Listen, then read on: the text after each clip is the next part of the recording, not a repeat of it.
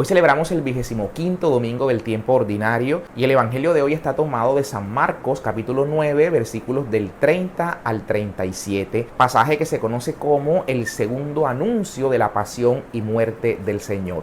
Recordemos precisamente que el domingo anterior leíamos el primer anuncio. Como hemos dicho en la liturgia, la primera lectura se nos presenta siempre como ese fino telón de fondo que nos permite descubrir con toda claridad el evangelio que se nos proclama. Entonces, la primera lectura de hoy está tomada del libro de Sabiduría en el capítulo 2, versos del 12 en adelante. Aquí es importante hacer unas anotaciones en relación primeramente con el libro de la Sabiduría como tal, porque recordemos que las denominaciones protestantes han excluido este libro de la Sabiduría del canon bíblico. Exclusión que, como sabemos, tuvo lugar después de casi 3 siglos de estar utilizando los libros que nosotros llamamos deuterocanónicos y que ellos pasaron a llamar luego de manera errónea libros apócrifos. En efecto, si nos ubicamos a los comienzos de la Revolución Protestante, vamos a encontrar un libro de Calvino llamado Institución de la Religión Cristiana. Un libro escrito por Calvino en el año 1536, en el cual, además de llamar al autor del libro de la Sabiduría autor sagrado, reconoce que este libro fue recibido casi que de modo universal, sin mayores disputas. Y tenemos además que Biblias como la Biblia de Ginebra del año 1560, que fue tal vez la primera traducción en el idioma inglés, que sirvió por lo menos como traducción oficial en toda Inglaterra. En esa Biblia encontramos no solo que el libro de la Sabiduría vino incluido, sino que además en los comentarios bíblicos, por ejemplo, el comentario al capítulo 27 de Mateo, verso 43, cuando el Señor se encuentra en la cruz, los eruditos que hicieron esta traducción, la cual estuvo bajo la supervisión del Dr. Whittingham, comentaban este pasaje de Mateo 27 con una especie de paralelo o de fundamento que habría sido tomado del capítulo 2 de la Sabiduría, que justamente es el que leemos en el día de hoy. Pues bien, esta Biblia protestante, la Biblia de Ginebra, la edición de 1560, traía esta referencia, pero miremos la deshonestidad intelectual que cuando esta Biblia es reeditada por allá por el año 1599, ahora con comentarios de un erudito llamado Junius, vemos que esas citas, esas referencias al libro de la Sabiduría fueron eliminadas de la Biblia protestante. Y uno se preguntaría ¿por qué? Y es que si vemos además la traducción que se hizo al español en el año 1569, la Biblia de Reina, de Casiodoro de Reina, encontramos que los libros llamados deuterocanónicos, dentro de ellos el libro de la Sabiduría, viene incluido en el canon que se tradujo al español. Y lo mismo cuando hace la revisión en 1602 Cipriano de Varela, también encontramos allí el libro de la Sabiduría incluido como un libro perteneciente al canon cristiano. Fue entonces hasta el año 1820, podemos consultar esto en un libro de un erudito protestante llamado Gonzalo Báez Camargo, se llama Breve Historia del Canon Bíblico, en el cual este mismo protestante sostiene que estos libros deuterocanónicos dejaron de imprimirse por presiones de las sociedades bíblicas de Glasgow y de Edimburgo contra las sociedades bíblicas británicas a fin de que no siguieran haciéndose estas expediciones de Biblias con los deuterocanónicos. Desde entonces, 1820, dejaron de imprimirse Biblias con los libros deuterocanónicos. Pero miren que cerca de 300 años el mismo mundo protestante mantuvo los libros deuterocanónicos en sus ediciones de la Biblia. Sabemos que lo que terminó haciendo el mundo protestante fue adherirse a la lista de libros que habían decidido los rabinos judíos. En especial se dice que los de la escuela de Yamnia cerca del año 100. Es cierto que hay controversias sobre si hubo o no el tal concilio de Yamnia entre el año 90 y el año 100, pero sí se conoce de la escuela que se instituyó en Yamnia por parte de rabinos judíos y que a esta escuela se le atribuye el haber decidido qué libros se mantenían en el canon y qué libros eran excluidos del canon. Recordemos que para la época se tenía el canon hebreo y también estaba el canon que había nacido en Alejandría de Egipto, lo que llamamos la Septuaginta, aquella traducción que cerca de 72 sabios habían hecho de la lengua hebrea al griego. Traducción que tuvo lugar cerca del año 300, 250 a.C. Pero luego de esta traducción del hebreo a la lengua griega, que era la lengua, digamos, preponderante en ese tiempo, estamos hablando del periodo helenístico, que tuvo lugar después de la muerte de Alejandro Magno en el año 323 a.C. y ese periodo abarca hasta el año 30 a.C. con la muerte de Cleopatra VII. En ese periodo en el que después de la muerte de Alejandro Magno sucedieron las dinastías de los Ptolomeos, de los Seleucidas, pues tuvo todo este auge de la cultura griega al punto de que era el idioma preponderantemente hablado y que ciudades griegas clásicas como Atenas o como Esparta se dieron ante el auge de estas ciudades que fueron cobrando fuerza en este periodo helenístico, tales como Antioquía, por ejemplo, Alejandría de Egipto, Pérgamo, también una de las ciudades que cobró vigor para esta época. Recordemos que de hecho estas tres ciudades son nombradas en las escrituras y precisamente en este periodo helenístico del que estamos hablando, en este auge de la filosofía griega, de la religión griega, es que nace este libro de la sabiduría. Algunos eruditos datan el origen de este libro entre el año 100 y el año 60 a.C. Y fíjense que el libro de la sabiduría lo que tiene en cuenta precisamente es todo lo que está ocurriendo alrededor de este periodo helenístico. Es decir, toda esta filosofía, toda esta religión de estos grandes hombres, los griegos, estaba de una u otra manera seduciendo a muchos judíos que se veían arrastrados por la religión griega, por la filosofía griega, y se apartaban de las leyes de sus padres, se apartaban del judaísmo, se apartaban de la Torá. El autor del libro de la sabiduría entonces va a hacer una distinción entre los justos y los impíos. El impío es aquel que se dejó arrastrar por la filosofía griega, aquel que se dejó arrastrar por la religión de los griegos, y el justo es aquel que ha permanecido firme. El justo entonces, que continúa en las sinagogas sirviendo al Dios verdadero, a Yahvé, ese justo es atacado por estos impíos que se burlan de esos que han permanecido firmes en la fe de sus padres. Y ese es entonces el contexto del libro, y eso es lo que vemos que sirve también de base para la narración de la pasión y muerte del Señor. Los impíos que señalan al justo. Ese es entonces el contexto que hoy se nos presenta en la primera lectura para que ahora sí podamos entender con más claridad ese segundo anuncio de la pasión, muerte y resurrección del Señor. El Señor de hecho va a decir en el Evangelio de hoy que Él tiene que padecer de mano de los hombres. Los impíos entonces ahora acusan al justo, hacen padecer al justo y crucifican al justo. De hecho, quisiera leer los 2 o 3 versos de la primera lectura para que de inmediato veamos cómo al leer esos versos vamos a irnos de inmediato al sacrificio de Cristo. Por tanto, este libro no es más que una profecía de la pasión y muerte del Señor, y por eso lo toma la liturgia hoy para hablarnos de ese segundo anuncio de la pasión y muerte a la luz de este texto del libro de la sabiduría. Les comparto estos 2 o 3 versos del libro de la sabiduría. Pongamos trampa al justo porque nos resulta insoportable y se opone a nuestra forma de actuar. Nos echa en cara que no hemos cumplido la ley y nos reprocha las faltas contra la educación recibida, ¿no? Aquí vemos un poco los reproches de Jesús contra los fariseos, contra los escribas, contra las autoridades de su tiempo. Presume conocer a Dios y se llama a sí mismo Hijo del Señor. No puede esto referirse a nadie más, ¿no? Sino a nuestro Señor Jesucristo, que se llama a sí mismo Hijo de Dios. Reprocha nuestros pensamientos y solo verlo nos molesta. Nos considera moneda falsa, siempre la hipocresía de los fariseos, ¿no? Nos considera moneda falsa, se aparta de nosotros como si fuéramos impuros. Proclama dichosa la suerte de los justos y presume de tener a Dios por Padre. Y aquí viene el verso que decía hace un rato. Veamos si es verdad lo que dice. Comprobemos cómo le va al final. Porque si es justo, es hijo de Dios, Él lo asistirá y lo librará de las manos de sus adversarios. Condenémoslo a una muerte deshonrosa, pues según dice, Dios lo librará. Y ahí viene esa burla de quienes lo veían en la cruz diciéndole, si éste ha confiado en Yahvé, se ha llamado Hijo de Dios, entonces Dios lo librará.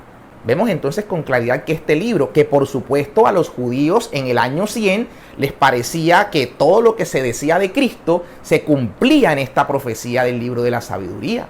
era claro que los judíos este libro lo tenían que rechazar como canónico. Y así entonces los judíos que rechazan la canonicidad de este libro porque palpablemente mostraba a Jesús, es lo que luego en el siglo XVI, después de la Revolución Protestante, todas estas denominaciones lo que hacen es matricularse al canon del Antiguo Testamento que habían escogido los judíos, un canon anticristiano, para apartarse de los textos que usaban los apóstoles, que empleaban la Septuaginta. 350 citas hay en el Nuevo Testamento del Antiguo Testamento, y 300 de esas citas son sacadas de la Septuaginta, es decir, de la versión griega. El canon griego entonces era el que empleaban los primeros cristianos y el cual fue el que la iglesia acogió como el canon de los cristianos. Los judíos entonces asumieron su propio canon cerca del año 100 para apartarse del canon cristiano. La iglesia, en efecto, en el sínodo de Roma del 382, años después en el concilio de Hipona del 393 y en el de Cartago del 397, ratifica el canon cristiano que tenemos hoy día con los 73 libros, incluido por supuesto este libro de la sabiduría. La iglesia entonces, columna y base de la verdad, definió cuáles eran los libros canónicos que, si bien algunos venían teniendo disputas entre algunos de los padres de la iglesia, pues la iglesia, como columna y base de la verdad, define cuál es la verdad sobre el canon bíblico. Y es que de hecho fijémonos que no solo en el Antiguo Testamento hay libros deuterocanónicos, es decir, aquellos que entraron en el canon después de cierta disputa, digámosle así, entre las comunidades cristianas. Así también del Nuevo Testamento tenemos libros deuterocanónicos. La carta a los Hebreos es un libro deuterocanónico del Nuevo Testamento. La carta de Santiago es deuterocanónica. El mismo libro del Apocalipsis es también un libro deuterocanónico. La carta de Judas es deuterocanónica. Es decir, que entraron al canon después de los que entraron sin disputa. Algunas cartas no tuvieron polémicas, entraron directamente al canon cristiano y la iglesia las reconoció como canónicas porque había unanimidad o consenso en toda la iglesia. Pero algunas cartas tenían disputas y la iglesia tuvo que seleccionar cuáles dejaba definitivamente por fuera y cuáles acogía como canónicas. Y así entonces seleccionó los 27 libros que tenemos en el Nuevo Testamento que el mundo protestante ha recibido sin mayor inconveniente. Pero sobre el Antiguo Testamento, los 46 libros que la iglesia definió son los que vinieron a ser, algunos de ellos, 7 exactamente, a ser rechazados tiempo después por el mundo protestante, quedándose entonces con lo que los judíos habían decidido, decisión que, repito, fue tomada contra los cristianos de la época, ¿no? Porque los cristianos refutaban, por ejemplo, con el libro de la sabiduría, demostraban que de quien se hablaba en las escrituras era el Mesías, el Cristo. Una profecía tan clara, por supuesto, ponía en evidencia al mundo judío y es la razón por la cual este libro fue descartado o eliminado del canon judío de la época. De hecho, sabemos que en el año 1947 hay unos hallazgos en Qumrán, cerca al Mar Muerto, en el desierto de Judea. Unos hallazgos que sacaron a la luz varios manuscritos que databan del año 250 a.C.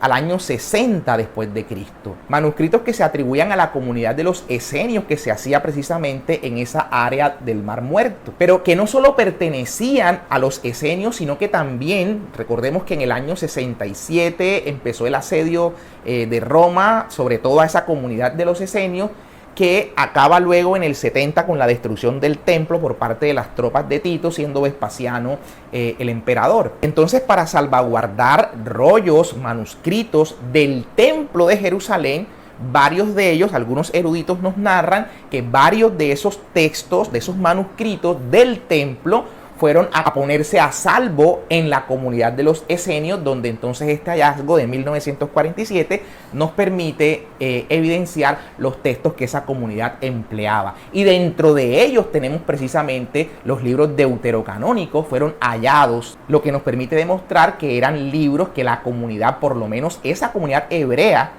no estamos hablando de comunidades de la diáspora, de fuera de Jerusalén, de fuera de Palestina, sino de las mismas comunidades en el territorio hebreo. Esta comunidad esenia entonces tenía estos libros que fueron hallados en el siglo XX. Pues bien, y todo esto el contexto para entender no solo lo que hay alrededor del libro de la sabiduría, sino también lo que hay en su fondo, ¿no? Esta profecía que hoy se nos proclama como primera lectura, el capítulo 2, mostrándonos cómo iba a padecer el justo por manos de los impíos. Así entonces aterrizamos en el texto del Evangelio y vamos a decir por lo menos dos cosas importantes de este texto.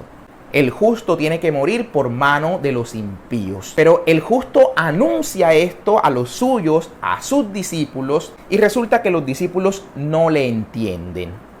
Marcos, a diferencia de Mateo, presenta a unos discípulos como que con dificultad de conectarse con el mensaje del Señor. Los discípulos no le entienden. Así como los discípulos también nos puede pasar a nosotros. Fijémonos que los discípulos no solo no entendieron, sino que sabemos que al momento en el que llega la hora de la verdad, es decir, en el que este anuncio que el Señor está haciendo por segunda vez se cumple, los discípulos lo abandonan. Marcos narra que no hay ningún discípulo, ¿no? Conocemos que los discípulos lo dejaron solo. No solo no le entendieron, sino que además le abandonaron. Pedirle a Él entonces que nos dé la gracia de un corazón dispuesto, de unos oídos atentos, de unos ojos perspicaces también, para poder ver más bien con los ojos del alma, oír con los oídos del corazón, y para que a ejemplo de María podamos meditar todas estas cosas que el Señor nos regala en el corazón, pero con el ánimo de que estas cosas se hagan en nosotros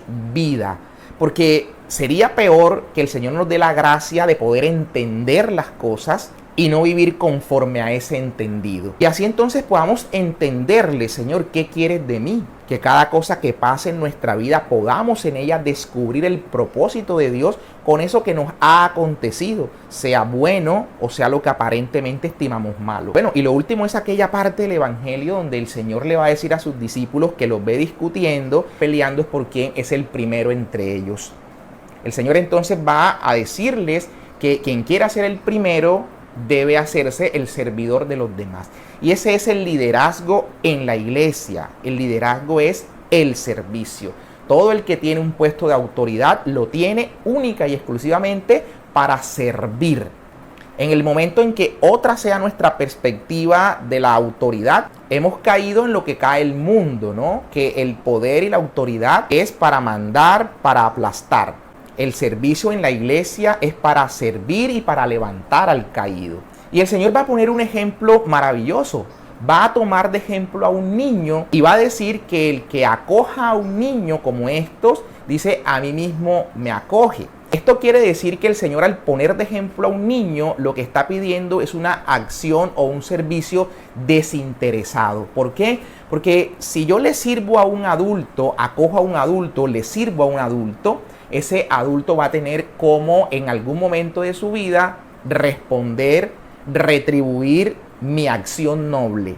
El niño que está desprovisto de bienes, que está desprovisto de derechos, no va a tener manera de retribuirnos. Por tal razón, a lo que el Señor se refiere con esto de acoger a un niño en mi nombre es servir a los demás de forma desinteresada. Bien, que entendiendo entonces que como padres que somos, nuestra tarea es servir a nuestros hijos. Como esposos que somos, nuestra tarea es servir a nuestras esposas. Que como amigos que somos, nuestra tarea realmente es servir desinteresadamente a los amigos. Así en todos los entornos en que nos encontramos, en nuestras comunidades, nuestra tarea es servir en nuestra comunidad. Entender eso, ¿no? Todo el que quiera ser el primero, que se haga el servidor de los demás. Y Cristo nos vino a enseñar, ¿no? Así como Él lavó los pies a sus discípulos, dejó dicho, hagan también ustedes lo mismo unos con otros. Entender que el distintivo del cristiano está allí, en la actitud humilde y desinteresada de servicio. Un feliz domingo para todos.